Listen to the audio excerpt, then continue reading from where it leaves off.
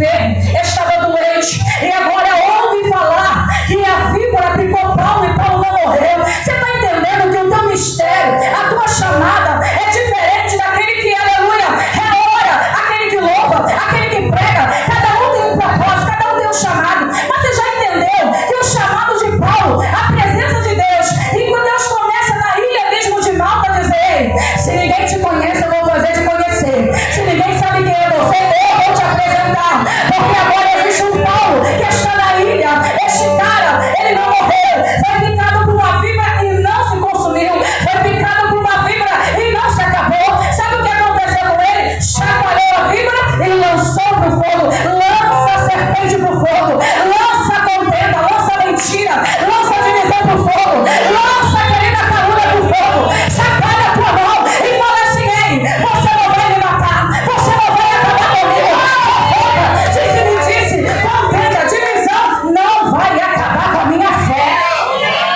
É isso que Paulo está vivendo. Deus está dando experiência para Paulo, dizer assim: Paulo, a tua experiência será tão grande, Paulo, que eu vou fazer você olhar e enxergar que eu estou contigo. Aí ele vence a tempestade, ele está na ilha, mas ele deseja estar em Roma. Mas sabe o que me chama a atenção nesta palavra? Que ele até chega em Roma, mas quando ele chega em Roma, ele ainda é prisioneiro.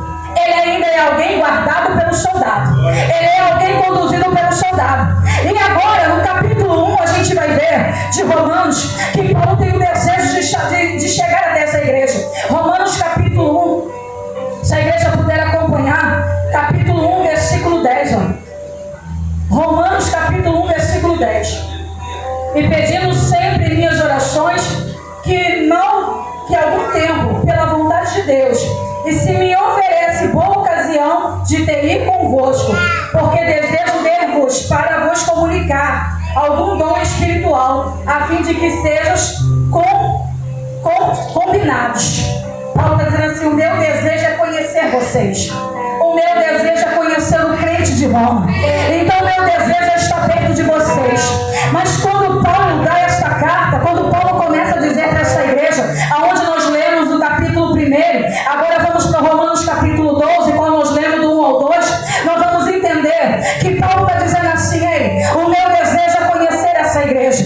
Meu desejo é conhecer os irmãos. Meu desejo é palestrar com os irmãos e cada um vivendo de fé, contar os testemunhos. Já viu quando você reúne, aleluia, no meio do povo antigo, que viveu antigamente, que carrega, aleluia, testemunho de vida, e que você para conversar com esse crente. O crente começa a dizer: eu sou cristão, mas eu passei por naufrágio, por luta, por tempestade. Eu perdi meu filho, eu perdi minha filha, eu perdi o esposo, mas eu estou aqui. Você já viu um crente que vai dizer: eu venci o câncer, eu venci agora a meningite, eu venci, sabe o que é o vírus, eu estou de pé. Aí você senta com esse crente como Paulo. Paulo está aprisionado, e agora um guarda vai carregar Paulo e vai colocar Paulo. Paulo vai pagar sua própria hospedagem. Paulo está pagando a hospedagem para viver em Roma. E quando ele está em Roma, sabe o que Deus faz? Vem vocês agora conversar com quem? Com Paulo. Paulo que outra hora era perseguidor. Paulo que outra hora era afrontador. Mas esse homem está dando uma aula para a igreja de Roma. Esse homem está dando uma aula para a igreja de Roma. Ele está chegando diante agora. Os romanos vêm até ele e começam a perguntar para conhecer Paulo, para querer saber quem é Paulo. E alguns vão olhar para ele e vão dizer assim: alguns gentios, alguns que eram judeus, alguns que não eram judeus, alguns que eram circuncisados e outros que não eram. Aí Paulo dá uma carta de ânimo, porque até antes do capítulo 10 de Romanos, Paulo agora está chamando a atenção, está exortando a igreja. Paulo está chamando a atenção das igrejas. Mas agora no capítulo 12, ele está dando uma orientação para a igreja. E ele vai dizer: rogo-vos, meus irmãos, tenha compaixão de Deus, que apresente os vossos corpos um sacrifício vivo, santo e agradável a Deus, que é o vosso culto racional. Por que Paulo está dizendo para esta igreja um culto racional, um culto de memória, um culto de lembrança? Porque ele está dizendo: quem outra hora se converteu não vive na prática do erro nem do pecado. Quem se converteu e aceitou Jesus, ele anda na retidão, não importa o que ele passou. Mas ele diz para a igreja: ei, igreja, você precisa ser santo, você precisa ter um corpo agradável. Porque antigamente o sacrifício era levado no altar, mas era um sacrifício oferecido por novios, o qual o sacerdote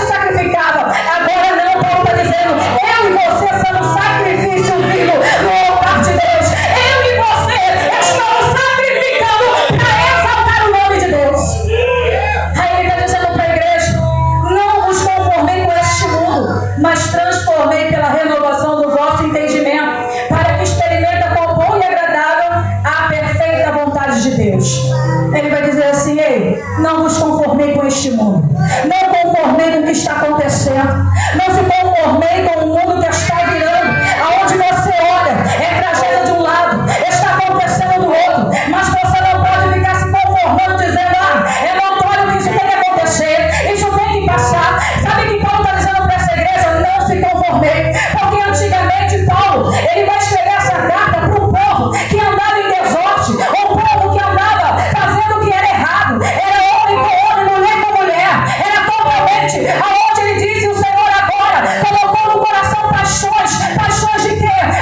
O ser humano, ele começa a pecar e ele acha normal pecar. Paulo está pregando para uma igreja, um povo que estava agora, uma nação em Roma, que estava na prática da idolatria, os deuses dele, os pagãos dele. Então, para pregar para essa igreja, para este lugar em Roma, aonde a igreja não podia se contaminar, é dizer: ei, Paulo está dizendo para a igreja: você pode até pregar para ele, você pode até andar com ele, mas não faz as práticas que ele faz, não conduz aquilo que ele está fazendo. Se ele peca, você não peca. Se ele fala não, você não fala. Se ele mente, você não mente. Se ele fala não também, você não pode. Sabe por quê? Porque você serve a Cristo. Quem serve a Cristo não anda na prática do pecado. Ele está dizendo: quem já se converteu não pode viver no erro, não pode viver nas coisas errôneas. Quem se converteu não pode de maneira nenhuma lançar um mau testemunho contra o seu irmão. Quem se converteu não pode dizer que odeia. Quem se converteu não pode dizer que não vai com a cara da irmã, que não vai com a cara do irmão. Quem se converteu não pode ter ódio no coração. Quem se converteu não pode apontar o erro do irmão. Mas quem se converteu vai para o joelho para orar, porque a oração é que transforma a vida do crente. Ele levantará Paulo está dizendo assim: ei, se você se converteu em espírito e verdade, então você vive com Cristo. E quem vive com Cristo vive o quê? Na santidade. E agora Paulo, ele diz assim para esta carta: olha, que versículo 3, porque pela graça que me é dada, digo a cada um de vós, que saiba mais do que convém saber, mas que saiba com temperança, conforme a medida da fé que Deus repartiu cada um. Versículo 4, porque assim como no corpo temos muitos membros, e nem todos os membros têm a mesma operação, assim nós que somos muitos, somos um só corpo em Cristo, mas individualmente somos membros de um outro. Ele está dizendo: não pode um corpo estar ferido e você querer caminhar com o corpo ferido se você não exercer a sua santidade de oração para ser curado. Ele está dizendo que a igreja é um membro só, é um corpo só. Se o irmão está ferido, você tem que buscar quem está ferido. Se ele está doente, você tem que orar por quem está doente, porque o corpo não pode viver de contenda nem de divisão. Ele tem que viver unido em união, ele tem que viver unido em harmonia. Paulo está dizendo a essa igreja, ele dá uma referência para essa igreja: oh, meus irmãos, que vocês vivam totalmente em união, não em discórdia, nem em contenda, nem em heresia, nem briga, mas vivem completamente em oração.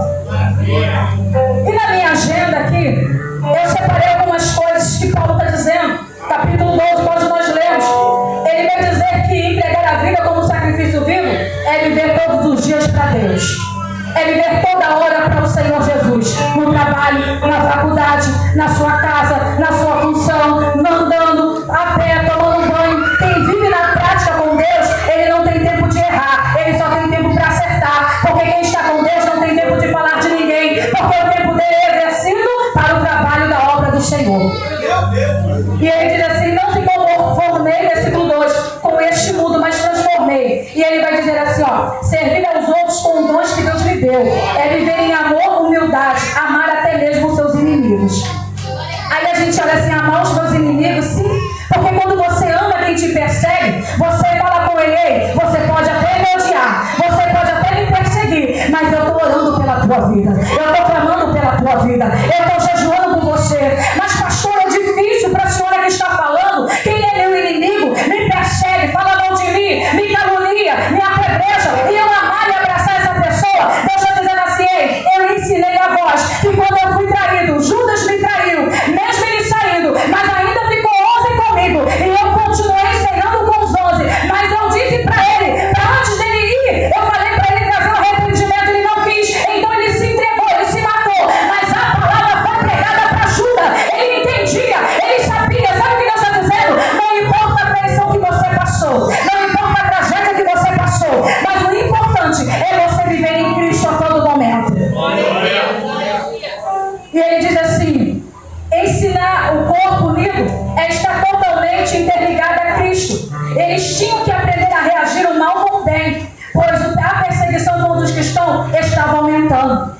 que Tito fez com a igreja? Tito, quando ele começou a perseguir a igreja, Tito, ele incendeia a cidade, ele coloca fogo na cidade. Sabe o que ele faz? Ele acusa os crentes de colocar fogo na cidade. Ele começa a lançar crentes contra o povo romano. Aí começa uma guerra. Sabe o que Tito vai fazer? Ele vai dizer assim: o crente te odeia, a igreja odeia Roma, a igreja odeia este lugar. Sabe o que é? Quem coloca fogo, uma hora ele se incendeia. Enquanto Tito estava querendo que a igreja perseguida fosse perseguido, ele começou agora a pegar crente, a colocar no fogo e a queimar. Ele pegava crente vivo e colocava na estaca e pendurava crente. Mas a palavra do Senhor está dizendo: você pode matar o crente, mas levanta 10. Você pode matar 10, mas levanta 20. Você pode matar 20, mas levanta 30. Sabe o que Deus está dizendo? O crente não morre, ele multiplica. Porque ainda que o crente morre, tem alguém que foi e levou a palavra, recebeu ela e está se levantando para dizer: eu sou um que não vou parar de lutar, eu sou um que não vou parar de pregar, eu sou um que não vou parar de falar de Deus. E encerrando, Paulo vai dizer assim, versículo 5: assim nós que somos muitos, somos só um corpo em Cristo, mas individualmente somos membros uns dos outros, de modo que, tendo diferença entre dons, segundo a graça de Deus, cada um profecia, seja segundo a sua medida de fé. Se é ministrar, que se seja para ministrar. Se é para ensinar, que haja dedicação no seu ensino e no seu estudo. Aqui eu encerro para algumas palavras dizendo assim: uma certa vez, eu me lembro que eu estava passando por uma guerra muito forte dentro de mim. Meu esposo tinha passado por um acidente. E esse acidente que ele tinha passado, o braço dele, aonde ele trabalhava, aquele dia ele trabalhava dirigindo, abriu, quebrou. E chegando no hospital de Saracuruna, eu me lembro, Deus já havia dito para mim, porque eu trabalhava na obra de consagração. E o Senhor disse para mim: filha, você vai passar por algo que você não vai entender, mas sou eu permitindo para que o meu nome seja exaltado. Meu esposo sofre um acidente, ele quebra essa parte do braço e ali fica aberto o braço dele. Quando ele chega até mim com o braço pendurado, ele vem todo ensanguentado. E quando eu estou olhando, eu digo para ele: o que foi? O que aconteceu? Eu passei, eu sofri um acidente dentro da garagem. O carro, ele soltou a embreagem e prensou meu braço e esmagou. E ele com o braço, e naquele dia eu estava louvando o hino da harpa cristã, eu estava adorando. E ali o Espírito Santo, na mesma hora, eu entrei em desespero e falei: Deus, o que eu vou fazer? O que eu vou fazer, Deus? Corre, vai para Saracuruna, porque ali eu vou fazer algo diferente. Chamei meu vizinho socorreu ele, levou ele para o geral de Saracuruna. Mas ali, igreja, já tinha 40 pessoas que estavam ali para operar. Ele era o último da fila para operar. Não tinha como, pastores, não tinha jeito. Aleluia, eu olho para Paulo do mesmo jeito, que está enfrentando luta, enfrentando guerra, enfrentando Roma, passando por perseguição, mas não para de orar. Os médicos olham para mim e dizem assim: olha, o seu esposo vai ficar aqui durante 60 dias. Não tem como operar ele, porque o cirurgião é um só. E não tem como, já viu aí? Tem 40 pessoas na frente dele. Então ele vai ficar aí por um bom tempo no soro. Colocaram meu esposo no soro. Mas eu entendi, sabe por quê? Porque eu aprendi a orar desde pequena com a minha mãe, com a minha avó. Os anciões sempre oravam de joelho, 1 hora de joelho. E quando era 1 hora de joelho, na hora da palavra, era 1 ou 1h30 de palavra que a gente ouvia antigamente. Porque a igreja, aleluia, ela estava no primeiro amor, como ainda é hoje o primeiro amor. Mas a gente vê que antigamente o povo dobrava o joelho e não queria levantar. Era dobrar o joelho e ir até o Senhor resolver. Era um período de oração de quebra de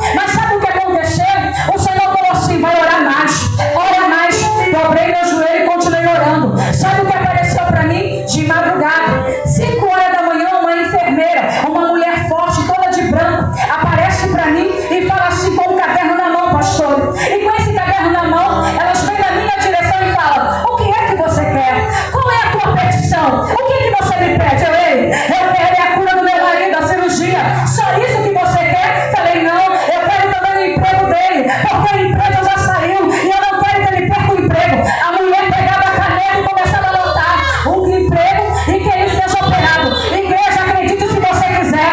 Quando foi pela manhã, levei meu filho para a escola numa Kombi, que antigamente era Kombi. Sentei eles no meu colo. O pneu da Kombi estoura e para de frente com uma loja, uma loja de pneu. E lá dentro estava escrito assim: mulher, tão grande é a tua fé. Aí aquilo me aumentou mais ainda. E eu continuava ligada em oração. Coloquei meus filhos para a escola e fui direto para Saracuruna. Quando chegou lá, eu falei assim: ei, eu estou procurando aqui o rapaz, o meu esposo. Seu esposo? Eu falei: deixei ele ontem aqui. Como é que é o nome dele? Jorge dos Santos Branco. Peraí, deixa eu ver. Ele não está aqui. Ué, você deixou para ele ser operado? Eu falei: sim, deixei ele aqui, mas ele está na sala ainda para operar. Ele tem 40 pessoas na frente dele. Eu não estou achando ele, mas peraí, deixa eu olhar aqui na sala, no caderno de cirurgia. Igreja, quando ela abre o caderno, estava no primeiro: Jorge dos Santos Branco está sendo operado. Está lá agora na sala, está sendo operado. Aleluia! Sabe, mulher? Quando eu olho para aquela mulher, eu digo: o que a senhora falou? Ele está sendo operado agora. Inclusive, já está saindo da sala. Eu fiquei ali, falei: peraí, eu posso entrar? Eu entrei. Quando eu olho, está meu esposo vindo com sono, com o braço encaixado assim, erguido, e ele olha para mim. Ele estava meio ainda grogue, porque ele tinha recebido anestesia. Eu esperei passar a anestesia e perguntei para ele. É curiosidade, não é falta de fé, mas eu olhei para ele e falei assim: pastores, filho, o que aconteceu? Você não era o último da fila? O que aconteceu, minha filha? Você não vai acreditar. Apareceu uma mulher toda de branco, uma enfermeira forte. Olha do jeito que eu sonhei. Forte, do jeito dela. Ela chegou para mim, bateu em mim e falou: pegou a mão do doutor e falou: doutor, foi esse aqui que o Senhor mandou o Senhor operar. É esse aqui. Opera ele. Eu sonhei com ele. Eu sonhei com ele. É ele que o Senhor tem que operar. Querido, a fé, ela move montanha. Meu esposo tinha passado pela cirurgia como era para ser, ou como era programado o dia. Não era o horário, mas Deus planejou o horário e Ele planejou a hora. Sabe o que Deus está dizendo para mim e você? Quem ainda acredita, quem ainda ora, tem vitória nas mãos, tem milagre para contar, tem vitória para contar.